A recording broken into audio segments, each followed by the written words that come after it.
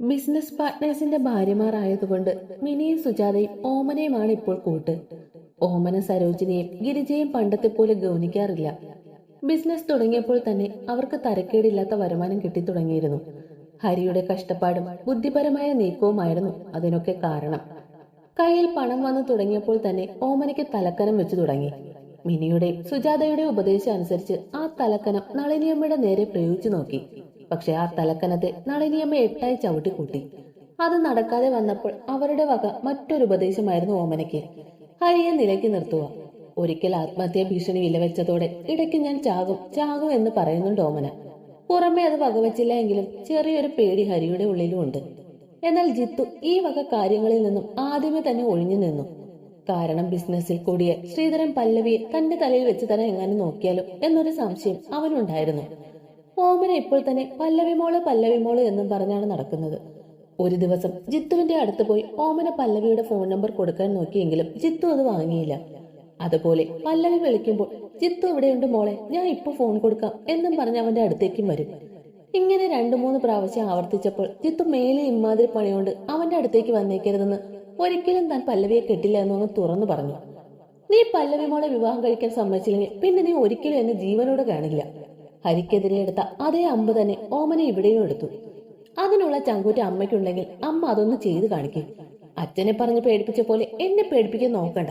ഇതെന്റെ ജീവിതമാണ്, ഞാൻ എന്റെ ഇഷ്ടത്തിന് ജീവിക്കും.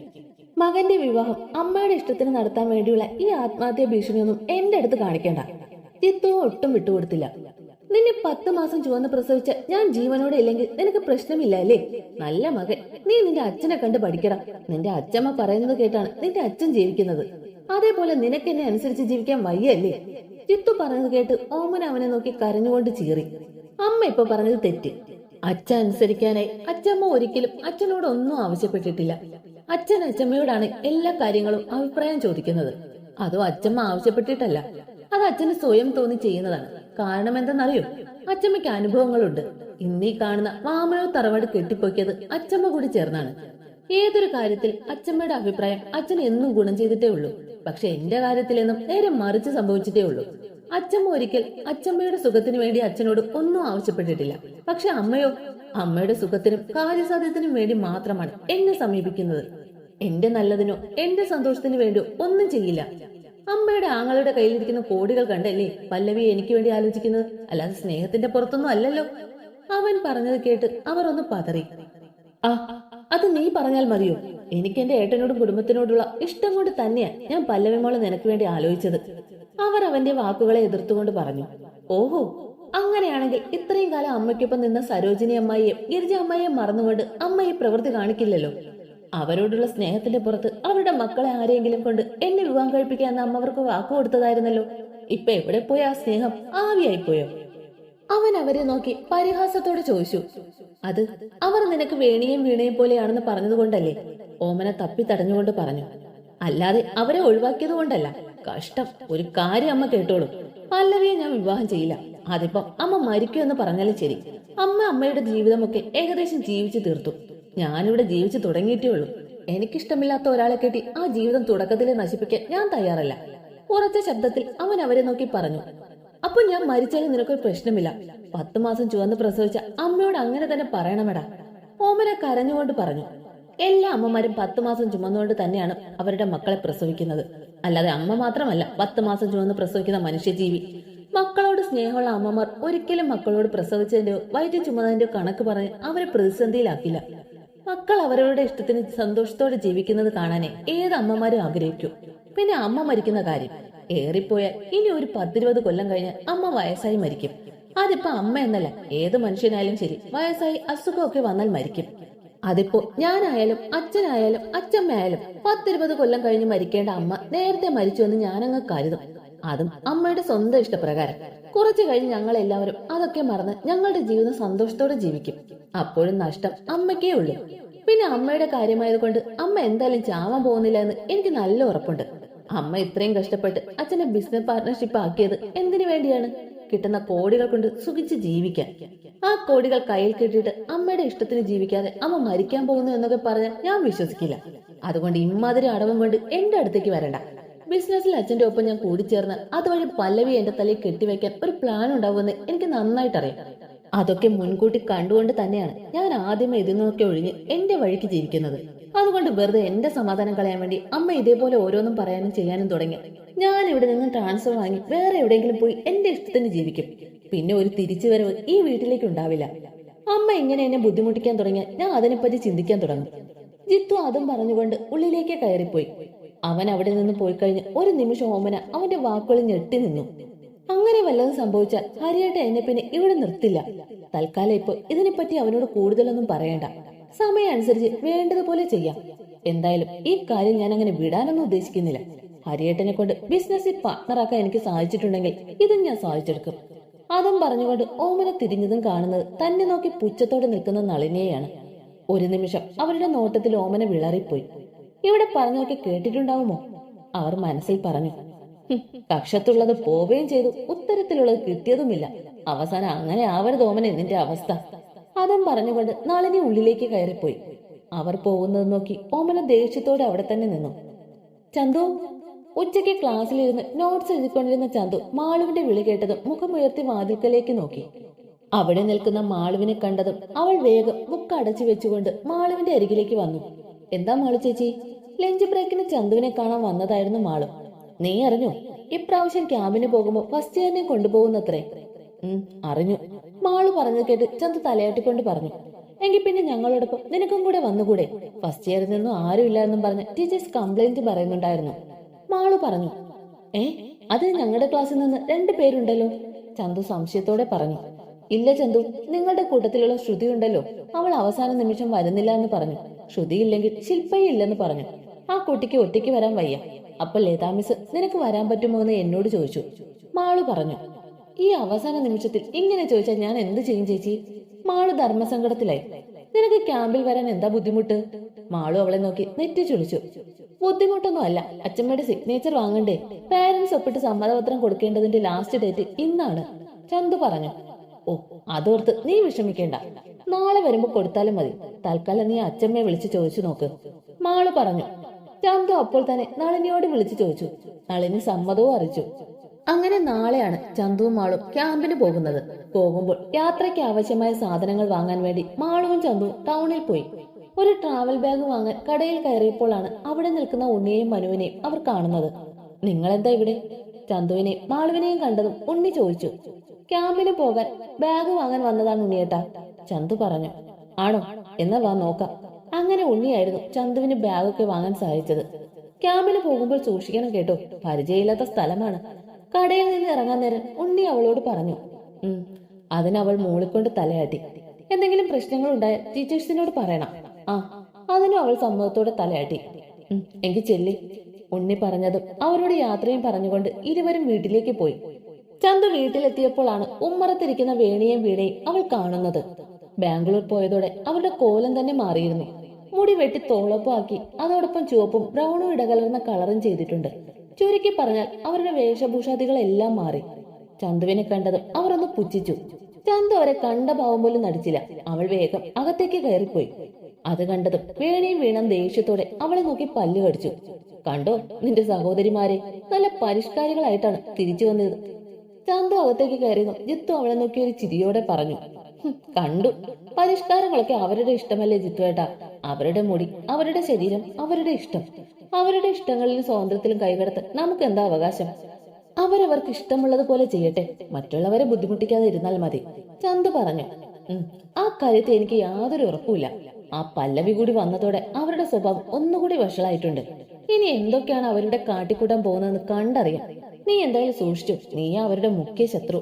ആ പല്ലവിയുടെ കൂടെ ചേർന്ന് നിനക്ക് എന്തെങ്കിലും പണി തരാതെ ഇരുന്നാൽ മതി, ജിത്തു പറഞ്ഞു. പെങ്ങന്മാരെ കുറിച്ച് നല്ല ധാരണയാണല്ലേ? ചന്തു ജിത്തുവിനെ നോക്കി ചിരിയോടെ ചോദിച്ചു. അവരുടെ സഹോദരനായി പോയില്ലേ? ജിത്തു ചിരിയോടെ തന്നെ പറഞ്ഞു. എത്ര ദിവസം കാണും ഇവിടെ? അടുത്ത ശനിയാഴ്ച പോകുമെന്നാ കേട്ടത്, ചന്തു ചോദിച്ചതും ജിത്തു പറഞ്ഞു.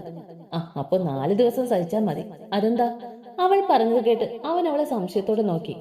ഞാൻ നാളെ ക്യാമ്പിന് പോവുക, ഒരു 4 ദിവസത്തെ ക്യാമ്പ്, ചന്തു പറഞ്ഞു. അതെപ്പോ? എന്നിട്ട് നീ ഇത്രയും ദിവസം പറഞ്ഞില്ലല്ലോ, ജിത്തു ചോദിച്ചു. അതിന് ഞാൻ തന്നെ ഇന്ന് വൈകുന്നേരമാണ് ക്യാമ്പിന് പോകാൻ തീരുമാനിച്ചത്, അവൾ പറഞ്ഞു. ഓ, ഓ, അപ്പൊ കുറച്ചു ദിവസത്തേക്ക് മോള് രക്ഷപ്പെട്ടു. അപ്പൊ ഇനി 4 ദിവസം ഈ യക്ഷികളെ ഞാൻ ഒറ്റയ്ക്ക് സഹിക്കണമല്ലോ എന്റെ ഭഗവാനേ. ചിത്തു മുകളിലേക്ക് നോക്കി പറഞ്ഞത് ചന്തു ഒരു ചിരിയോടെ തന്റെ മുറിയിലേക്ക് പോയി. പിറ്റേന്ന് നളിനിയുടെ ഒപ്പം വാങ്ങിക്കൊണ്ട് ചന്തു ക്യാമ്പിന് പോകാൻ ഇറങ്ങി. പോകുമ്പോൾ ചന്തു തന്റെ ഗപ്പി മീനുകളെ അച്ചമ്മയുടെ മുറിയിലാക്കി. തന്റെ മുറി നന്നായി ലോക്ക് ചെയ്ത് ചാവി കയ്യിൽ വെച്ചു. താനില്ലാത്ത സമയം ഇവിടെ കയറി വേണയും വീണയും എന്തെങ്കിലുമൊക്കെ ചെയ്യുമെന്ന് അവൾക്ക് നന്നായിട്ടറിയാം. അതുകൊണ്ട് മുറി പൂട്ടിയിട്ടാണ് അവൾ പോയത്. അതുപോലെ ലുട്ടാപ്പിയെ സീതമ്മയുടെ വീട്ടിൽ കൊണ്ടുപോയി വിട്ടു. ചന്തുവിനിട്ട് എന്തെങ്കിലും പണി കൊടുക്കാൻ കരുതിയിരുന്ന വേണയും വീണയും അവൾ പോകുന്നത് കണ്ട് അമർഷത്തോടെ നിന്നു. അവൾ ക്യാമ്പിന് പോകുന്ന കാര്യം നേരത്തെ അറിഞ്ഞിരുന്നെങ്കിൽ അത് മുടക്കാൻ എന്തെങ്കിലുമൊക്കെ ചെയ്യാമായിരുന്നു. അവൾ പോകുന്നത് നോക്കി വേണി ദേഷ്യത്തോടെ വീണയെ നോക്കി പറഞ്ഞു. ആ സമയം അവളും അതുതന്നെയായിരുന്നു ചിന്തിച്ചത്. ഇപ്പോൾ ഓമനയുടെ അക്കൗണ്ടിൽ മാസം മാസം നല്ലൊരു തുക പോക്കറ്റ് മണിയായി കിട്ടുന്നുണ്ട്. കയ്യിൽ ATM കൂടി കിട്ടിയതോടെ അതിൽ നിന്നും ആവശ്യത്തിൽ കൂടുതൽ പണമെടുക്കും. അതുപോലെ മക്കൾക്ക് എന്തെങ്കിലും ആവശ്യം വരുമെന്ന് പറഞ്ഞ് ഓമന നിർബന്ധിച്ച് ഹരിയെ കൊണ്ട് ഒരു തുക അവരുടെ ബാങ്ക് അക്കൗണ്ടിലും ഇടിയിച്ചു. ബിസിനസ് തുടങ്ങിയ സമയമായതുകൊണ്ട് അവിടെ ശ്രദ്ധ കൊടുക്കേണ്ട സമയമായതുകൊണ്ടും മക്കളുടെ ഫീസിന്റെ കാര്യമോ അല്ലെങ്കിൽ അവർക്ക് എന്തെങ്കിലും ആവശ്യം വന്ന് പെട്ടെന്ന് പണത്തിന് അവർക്ക് ബുദ്ധിമുട്ടുണ്ടാവാതിരിക്കാൻ വേണ്ടിയുമൊക്കെ ഹരി ഒരു തുക വേറെ അവരുടെ അക്കൗണ്ടിൽ ഡെപ്പോസിറ്റ് ചെയ്തു. അവർക്ക് 2 പേർക്കും ATM എടുത്തു കൊടുത്തു. അതുകൊണ്ട് തന്നെ ആവശ്യത്തിനും അനാവശ്യത്തിനും വേണയും വീണയും ഷോപ്പിംഗ് ചെയ്ത് പണം നശിപ്പിക്കുന്നുണ്ട്. അച്ഛന്റെ കയ്യിൽ പണം വരാൻ തുടങ്ങിയപ്പോൾ എന്തുമാവാം എന്നൊരു ധാരണയായി മക്കൾക്ക്. അതുകൊണ്ട് തന്നെ അവർക്ക് അഹങ്കാരവും കൂടിയിട്ടുണ്ട്. എല്ലാം ഇപ്പൊ ബ്രാൻഡഡ് സാധനങ്ങളെ വാങ്ങിക്കൂ. അതിപ്പോൾ ഏത് ചെറിയ സാധനവും അതിന്റെ ഏറ്റവും വലിയ വില നോക്കിയേ വാങ്ങും. അങ്ങനെ തിരിച്ചു വരുന്ന ചന്തുവിന് എങ്ങനെ പണി കൊടുക്കാമെന്ന ആലോചനയിലാണ് രണ്ടും ഇപ്പോൾ. എന്തിനോ വേണ്ടി തിളയ്ക്കുന്ന സാമ്പാർ എന്ന് പറയും പോലെ. ചന്തുവും മാളും കോളേജിൽ ചെന്നപ്പോഴാണ് ക്യാമ്പിൽ കുട്ടികളെ പിരിച്ച് 2 സ്ഥലത്തേക്കാണ് കൊണ്ടുപോകുന്നതെന്ന് അറിയുന്നത്. മാളുവിന് ഇടുക്കിയിലേക്കാണ് പോകേണ്ടത്, ചന്തുവിന് വയനാട്ടിലേക്കും. അതവർ പ്രതീക്ഷിച്ചിരുന്നില്ല. ചന്തുവിനെ തനിക്കൊപ്പം വിടാൻ മാളു ടീച്ചേഴ്സിനോട് ആവശ്യപ്പെട്ടുവെങ്കിലും അവർക്കതിന് സാധിക്കില്ല എന്ന് പറഞ്ഞു. അവസാനം ചന്തു മാളുവിനെ സമാധാനിപ്പിച്ചുകൊണ്ട് അവളെ ഇടുക്കിയിലേക്ക് യാത്രയാക്കി. സൂക്ഷിക്കണേ ചന്തു. വണ്ടിയിൽ കയറാൻ തുടങ്ങും മുന്നേ മാളു ചന്തുവിന്റെ കയ്യിൽ പിടിച്ചുകൊണ്ട് പറഞ്ഞു. ശരി ചേച്ചി. അവളോട് യാത്ര പറഞ്ഞുകൊണ്ട് ചന്തു തന്റെ ട്രാവൽ ബാഗ് എടുത്ത് അവൾ പോകേണ്ട ട്രാവലിലേക്ക് കയറി. അങ്ങനെ ചന്തുവും മാളും 2 വഴിക്കായി നീങ്ങി. ആ യാത്ര തുടങ്ങുമ്പോൾ അവളെ അവിടെ എത്തിക്കുന്നത് വിധിയായിരുന്നു എന്ന് ചന്തു അറിഞ്ഞിരുന്നില്ല. ചന്തു ഒക്കെ ആദ്യം ചെന്നത് ഒരു റിസോർട്ടിലേക്കാണ്. അന്ന് രാത്രി എല്ലാവരും അവിടെ താമസിച്ചു. റൂമിലെത്തിയതും ചന്തു നളിനെയും ഉണ്ണിയെയും മാളുവിനെയും വിളിച്ച് അവിടെ എത്തിയ വിവരം അറിയിച്ചു. ചന്തുവിനൊപ്പം റൂമിൽ ഉണ്ടായിരുന്നത് ഒരു സീനിയർ പെൺകുട്ടിയായിരുന്നു. പെൺകുട്ടി കൂടെ പഠിക്കുന്ന ഒരു ആൺകുട്ടിയുമായി പ്രണയത്തിലായതുകൊണ്ട് ആ കുട്ടി ആൺകുട്ടിയുടെ മുറിയിലേക്ക് പോയി. തൊട്ടടുത്ത മുറി ആയതുകൊണ്ട് ടീച്ചേഴ്സ് ആരും അറിയാതെ ആൺകുട്ടിയുടെ കൂടെയായിരുന്നു ആ പെൺകുട്ടി. അതുകൊണ്ട് തന്നെ ചന്തു മുറിയിൽ ഒറ്റയ്ക്കായി. കൂടെ വന്ന ടീച്ചേഴ്സിനും കുട്ടികളുടെ കാര്യത്തിൽ ഒരു ഉത്തരവാദിത്വം ഇല്ലെന്ന് ചന്തുവിന് ബോധ്യപ്പെട്ടു. 2 ടീച്ചേഴ്സ് ആയിരുന്നു 10 കുട്ടികൾക്കായി ഉണ്ടായിരുന്നത്. ഒരു മെയിൽ ടീച്ചറും ഒരു ഫീമെയിൽ ടീച്ചറും. 2 പേരും ഭാര്യ ഭർത്താക്കന്മാരായിരുന്നു. അവർ കുട്ടികളെക്കാൾ കഷ്ടമായിരുന്നു. അവരുടെ വിവാഹം ആ ഇടയ്ക്ക് കഴിഞ്ഞതുകൊണ്ട് അവർ ഇപ്പോഴും അവിടെ പുതുമോടിയിൽ തന്നെയായിരുന്നു. പിള്ളേർക്ക് അവർക്ക് ഇഷ്ടമുള്ള പോലെ ചെയ്യട്ടെ എന്ന മട്ടിലായിരുന്നു അവർ. കുട്ടികളുടെ പല തോന്നിവാസങ്ങൾ കൺമുന്നിൽ കണ്ടിട്ടും ഇതൊന്നും തങ്ങളെ ബാധിക്കുന്ന കാര്യമല്ല എന്ന രീതിയിലായിരുന്നു അവരുടെ പെരുമാറ്റം. അതുകൊണ്ട് തന്നെ ചന്തുവിന് അവിടെ ഒറ്റപ്പെട്ടതുപോലെ വല്ലാത്ത മടുപ്പും തോന്നി. അവൾക്ക് മാളുവിനെ വല്ലാതെ മിസ് ചെയ്തു. ക്യാമ്പ് ഒരു കാട്ടിനുള്ളിലായിരുന്നു. 4 ദിവസത്തെ ക്യാമ്പ് കഴിഞ്ഞ് സന്ധ്യയ്ക്ക് അവർ തിരിച്ച് റിസോർട്ടിലേക്ക് പോകുകയായിരുന്നു. ഉച്ചയ്ക്ക് റിസോർട്ടിൽ തിരിച്ചെത്തണമെന്നാണ് അവർ തീരുമാനിച്ചത്. വൈകുന്നേരം തിരിച്ച് കോളേജിലേക്ക് പോവുക. ഇപ്പോൾ തന്നെ ഏറെ വൈകിയത് കൊണ്ട് റിസോർട്ട് ചെക്ക്ഔട്ട് ചെയ്ത് രാത്രിക്ക് രാത്രി അവർ പുറപ്പെടാൻ തീരുമാനിച്ചു. ചന്തുവിന് ഇത് ആദ്യമായതുകൊണ്ടും തീരെ വയ്യ. തണുപ്പും തലവേദനയും ബാഗിന്റെ കനവുമൊക്കെയായി അവൾക്ക് നടക്കാൻ പോലും വയ്യായിരുന്നു. കുറച്ച് നടന്നത് മുന്നിൽ ഒരു കയറ്റം പോലെ ഒരു പാറ. അതുവഴി പോയാൽ വേഗം എത്താമെന്നും പറഞ്ഞ് എല്ലാവരും നേരെ ചൊവ്വയുള്ള മാർഗം പോവാതെ ആ കയറ്റം കയറിപ്പോയി. ചന്തുവിനാണെങ്കിൽ സുഖമില്ലാത്തത് കാരണം ആ കയറ്റം കയറാൻ പറ്റിയില്ല. കുറച്ചു കയറിയതും അവൾ കാലിടറി ഉരുണ്ട് താഴേക്ക് വീണു. ഏറ്റവും പിന്നിലായിരുന്നത് കൊണ്ട് തന്നെ ചന്തു വീണത് ആരും ശ്രദ്ധിച്ചില്ല. കാലു തെറ്റി വീണതും ചന്തു മുന്നേ പോകുന്നവരെ കൈനീട്ടി വിളിക്കാൻ ശ്രമിച്ചുവെങ്കിലും അതിനും സാധിച്ചില്ല. വീഴ്ചയുടെ ആഘാതത്തിൽ പതിയെ അവളുടെ ബോധവും മറഞ്ഞു. അപ്പോഴേക്കും അവളുടെ കൂടെ വന്നവർ ഏറെ അകലെ എത്തിയിരുന്നു. പതിയെ അവിടെ ആകെ ഇരുട്ട് പടരാൻ തുടങ്ങി. അതേസമയം ടീച്ചേഴ്സും മറ്റു കുട്ടികളും ഒക്കെ റൂമിലെത്തി ബാഗും എടുത്ത് തിരിച്ചു കോളേജിലേക്ക് പോകാനായി വണ്ടിയിൽ കയറി. പോകാനുള്ള ധൃതിയിൽ ആരും ചന്തു കൂടെയില്ല എന്ന കാര്യം അറിഞ്ഞില്ല. ടീച്ചേഴ്സ് 2 പേർക്കും നല്ല ക്ഷീണമായതുകൊണ്ട് കുട്ടികളുടെ എണ്ണവും എടുത്തില്ല. എല്ലാവരും വന്നു എന്ന് കരുതി അവർ ചന്തു ഇല്ലാതെ ട്രാവലിൽ കയറി റിസോർട്ടിൽ നിന്ന് യാത്രയായി. സൂര്യൻ അസ്തമിച്ചു. രാത്രിയായി. ബോധം വന്ന ചന്തു പതിയെ കണ്ണു തുറന്ന് ചുറ്റിനു നോക്കി. ഇരുട്ടു മൂടി കിടക്കുന്നു. അവൾ ഒരു മന്ദതയോടെ തലയിൽ കൈവച്ചുകൊണ്ട് പതിയെ എഴുന്നേറ്റിരുന്നു. ചുറ്റും ഇരുട്ട് നിറഞ്ഞ കാട് കണ്ട് ചന്തു ഒരു നിമിഷം ഞെട്ടിപ്പോയി. താൻ പാറയിൽ കയറാൻ നോക്കിയപ്പോൾ കാല് വഴുതി താഴെ വീണത് അവൾക്ക് ഓർമ്മ വന്നു. അപ്പൊ താൻ ഇവിടെ പെട്ടത് ആരും അറിഞ്ഞിട്ടില്ല. അവൾ ചുറ്റും തന്റെ ഒപ്പം വന്ന ടീച്ചേഴ്സിനെയും കുട്ടികളെയും നോക്കി ഉറക്കെ അവരുടെ പേര് വിളിച്ചു. ഇല്ല, ആരുമില്ല. ചന്തു തന്റെ ഫോൺ എടുത്തു നോക്കി. 9:30 മണി. അവൾ ഞെട്ടി. 6:30 റിസോർട്ടിൽ നിന്നും എല്ലാവരും പോകുമെന്നായിരുന്നു പറഞ്ഞിരുന്നത്. അപ്പൊ അവർ തന്നെ കൂട്ടാതെ പോയിട്ടുണ്ടാകുമോ? ഇല്ല, ചിലപ്പോൾ തന്നെ കാണാതെ അന്വേഷിക്കുന്നുണ്ടാവും. അവൾ സ്വയം പറഞ്ഞു. ഇനിയിപ്പൊ എന്താ ചെയ്യുക? അവർ വരുന്നത് വരെ ഇവിടെ നിൽക്കണോ? പക്ഷെ രാത്രിയാണ്, മൃഗങ്ങൾ ഇറങ്ങുന്ന സമയം. ഇവിടെ നിൽക്കുന്നത് സുരക്ഷിതമല്ല. അതും മനസ്സിൽ പറഞ്ഞുകൊണ്ട് ചന്തു തന്റെ ഫോൺ എടുത്ത് തന്റെ ഒപ്പം വന്ന ടീച്ചറിന്റെ നമ്പറിൽ വിളിക്കാൻ ശ്രമിച്ചു. ശേ, കാടിനുള്ളിൽ ആയതുകൊണ്ട് ഫോണിൽ റേഞ്ച് കിട്ടുന്നുണ്ടായിരുന്നില്ല. അതുകൊണ്ട് തന്നെ കോളും പോകുന്നില്ലായിരുന്നു. എത്രയും പെട്ടെന്ന് സുരക്ഷിതമായ സ്ഥലത്തെത്തണം. കുറച്ചുകൂടി മുന്നോട്ട് പോയ റിസോർട്ട് ആയില്ലേ? ഒരുപക്ഷെ തന്നെ കാണാത്തത് കൊണ്ട് അവരവിടെ ഉണ്ടാകും. അതും ഓർത്തുകൊണ്ട് അവൾ പതിയെ എഴുന്നേറ്റ് നോക്കി. ആ, ഇടത്തെ കാലിന് വല്ലാത്ത വേദന, ചെറുതായി നീരും വെച്ചിട്ടുണ്ട്. കാല് വഴുതി വീണതല്ലേ, ചിലപ്പോൾ ഉളുക്കിയിട്ടുണ്ടാകും, അവൻ മനസ്സിൽ പറഞ്ഞു. വയ്യാത്ത കാലും വെച്ച് ചന്തു എങ്ങനെയൊക്കെയോ ആ പാറ കയറി. കയ്യിലുള്ള ഫോണിൽ ടോർച്ച് ഓണാക്കി ചന്തു പതിയെ വേദന സഹിച്ചുകൊണ്ട് നടക്കാൻ തുടങ്ങി. അധികം നേരം ഈ വെളിച്ചം ഉണ്ടാകില്ല. ഫോണിന്റെ ചാർജ് തീരാറായി. ഈ രാത്രി ഇനി എന്തു ചെയ്യും? അങ്ങനെ ആലോചിച്ച് നടക്കുമ്പോഴാണ് അവൾ മുന്നിൽ ഒരു പഴയ കെട്ടിടം കാണുന്നത്. അവിടെ ആരോ തീ കായുന്നത് കണ്ടു. അത് കണ്ടതും ചന്തുവിന് സന്തോഷം തോന്നി. അവിടെ ആരെങ്കിലും ഉണ്ടാവും തന്നെ സഹായിക്കാൻ. അതും പ്രതീക്ഷിച്ചുകൊണ്ട് ചന്തു വേഗം അങ്ങോട്ടേക്ക് നടക്കാൻ തുടങ്ങി. പക്ഷെ പെട്ടെന്നാണ് അവളുടെ ഉള്ളിൽ മറ്റൊരു ചിന്ത വന്നത്. കാടാണ്, ഇവിടെയുള്ള മനുഷ്യർ എങ്ങനെയുള്ളവരാണെന്ന് അറിയില്ല. ഈ രാത്രി കാടിനുള്ളിൽ നിൽക്കണമെങ്കിൽ അവർ ചിലപ്പോൾ കുറ്റവാളികളായിരിക്കും. ഈ സമയം താൻ ഒറ്റയ്ക്ക് അവരുടെ മുന്നിൽ പോയി പെട്ടാൽ തന്റെ ജീവന് തന്നെ അത് ആപത്താണ്. അവൾ മനസ്സിൽ ചിന്തിച്ചു. പക്ഷെ ഇവിടുന്ന് രക്ഷപ്പെട്ടേ മതിയാകൂ. അതെങ്ങനെ? അവൾ പെട്ടെന്ന് തന്റെ കയ്യിലുള്ള ഫോൺ സൈലന്റ് മോഡിലാക്കി. എപ്പോഴെങ്കിലും റേഞ്ച് വന്ന് ശബ്ദം കേട്ടാലോ? അതുപോലെ ലൈറ്റ് ഓഫ് ചെയ്തു. ശേഷം അവൾ ശബ്ദം ഉണ്ടാക്കാതെ പതിയെ ആ കെട്ടിടത്തിന്റെ അടുത്ത് ചെന്ന് നിന്നു. തല മാത്രം അല്പം നീട്ടി അവൾ ഉള്ളിലേക്ക് നോക്കി. ഒരു നിമിഷം അവിടെ കണ്ട കാഴ്ച അവളെ ഞെട്ടിച്ചു കളഞ്ഞു.